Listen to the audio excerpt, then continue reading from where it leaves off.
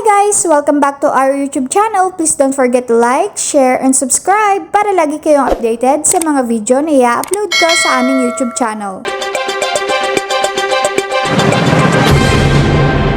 Okay. Attorney, sa ngayon po, paano naman po naiiba ang kasalukuyang social pension program para po sa indigent seniors kumpara po sa planong universal social pension? O dahil kasi nga, wala nang pipiliin as to whether indigent or not. At saka kung may pension ka o wala, ito ay ibibigay sa lahat. Basta sinabing senior citizens ka, registered ka as a senior citizen, pwede ka nang tumanggap. At pwede pa sa ating kahit na yung mga ating mga senior citizens na nasa abroad, pwede din silang tumanggap. So, attorney, may follow-up lang po ako doon. Paano po yung mga bedridden, nasa malayong lugar, pupunta yung kamag-anak nila sa OSCA para yung OSCA bibisitahin sila? Ganun po ba ang proseso?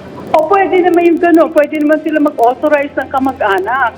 At talaga namang bibigyan natin sila ng pamamaraan o talagang ibibigyan natin sila ng pagkakataon through their representatives na makuha ang kanilang benepisyo. Thanks for watching! Please don't forget to like, share, and subscribe!